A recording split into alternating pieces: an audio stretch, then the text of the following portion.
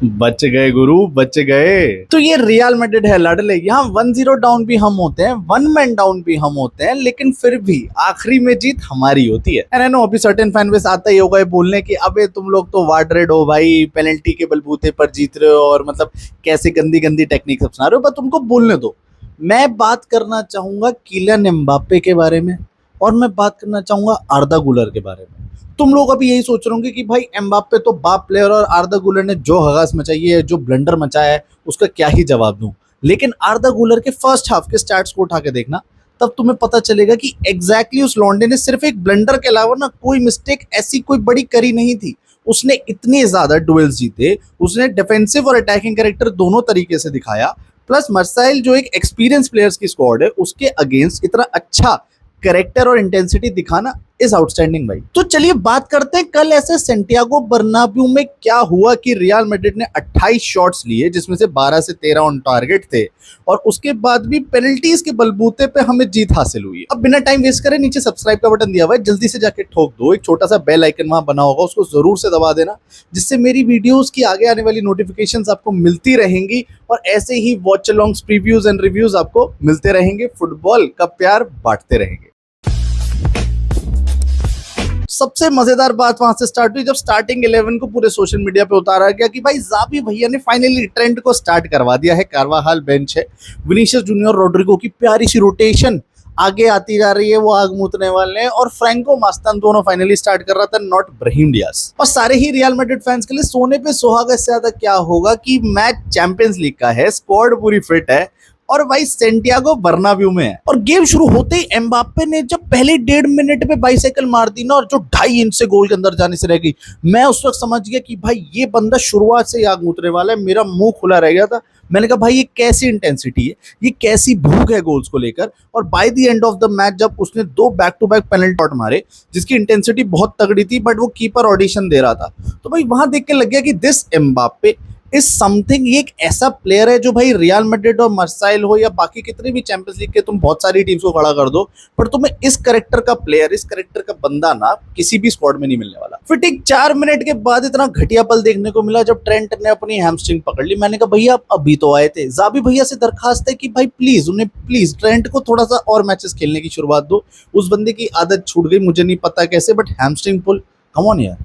अब ये सारी कहानी 4-5 मिनट की खत्म हुई थी कि फिर स्टार्ट होता है एकदम वेरीफाइड, सर्टिफाइड हगास of Real Madrid attack versus Marseille defence.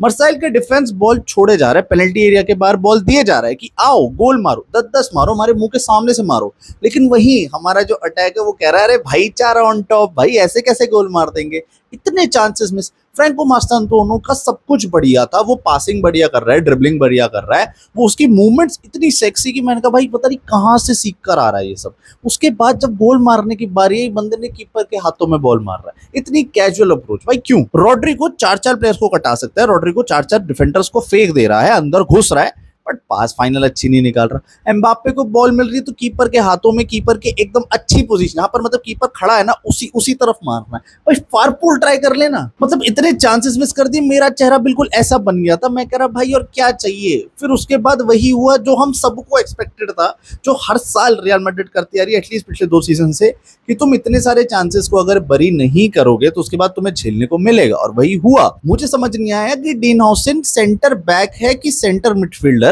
बंदा इतने आगे खड़ा है, एकदम से टीम अटैक खा जाती है और मियां भाई आके गोल मार जाते हैं। मर्साइल 1-0 अब रियल मैड्रिड से। करो ये किक कैसे हुआ जब पूरा गेम ही मैड्रिड चला रही है, जब 12 शॉट ऑलरेडी मैड्रिड ले चुकी है, पोजीशन हमारे पास है, एक्सपेक्टेड गोल रेशियो 2 पॉइंट का आ चुका है, उसके बाद ये गोल कहां से आ गया? मतलब इतनी ऑफ पोजीशनिंग क्यों हो रही है नहीं समझ आया। अब वो तो थैंक्स टू रोड्रिगो की ब्रिलियंस भाई कि उसने वो पेनल्टी हमें जितवा दी बॉक्स के अंदर से, और भाई हमने गेम को लेवल कर दिया। और ठीक उस 29 मिनट के बाद शुरू हुआ भाई मर्साइल के गोलकीपर का audition. Real Madrid they attack पर अटैक, देह मारे जा रही है, शॉट ही शॉट, चुआमिनी भी पेल रहा है, वेलवर्डे भी ट्राई कर रहा है, आर्दा गुलर भी ट्राई कर रहा है, एम्बाप्पे भी कर रहा है, एक बॉल गोल के अंदर नहीं जाने दे रहा बंदा। कह रहा है मेरे को अभी खरीद लो, मुझे नेक्स्ट ईयर मत, अभी ट्रांसफर विंडो खत्म हो चुके तो क्या हुआ, अभी खरीद लो। और रोड्रिगो की राह पे चलते हुए जो विनीशियस जूनियर की एकदम चटपटी सी स्किल्स आने की वजह से हमें दूसरी पेनल्टी मिली है, जिस पर सब लोग ये कह रहे हैं it's a very controversial take कि भाई ये पेनल्टी कैसे मिल गई, ये तो हैंड होता ही नहीं है, मिलिटाओ का हैंड क्यों नहीं कंसीडर हुआ?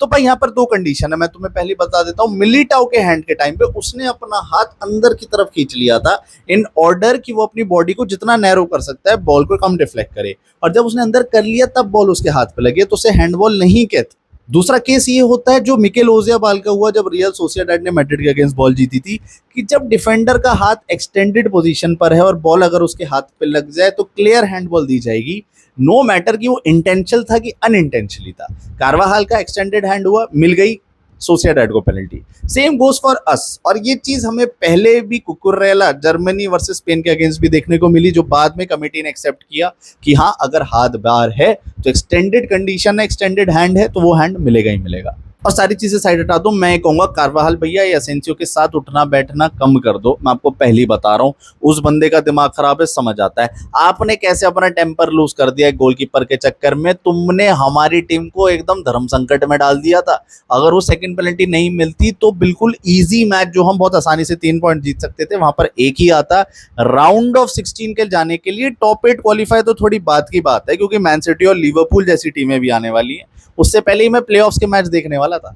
लेकिन अगर मुझे यहाँ पर कोई ये पूछे ना कि Real Madrid versus Marseille match का एकदम नटशेल में बता दो कि भाई हु वाज द प्लेयर, तो मैं बोलूंगा भाई चुआमिनी और करेरास। भाई जिस हिसाब से उन्होंने डिफेंसिवली, अटैकिंगली, ऑफेंसिवली तीनों तरीके से, तीनों फॉर्मेट में जो आग मूती है, जो उन्होंने बॉल को अपने से पास नहीं होने दिया, और जब पास करी तो ऐसी करी, जब अटैक बनाया, जब रन्स बनाए तो इतने प्यारे बनाए कि not even a single defender of Marseille team was able to defend against them.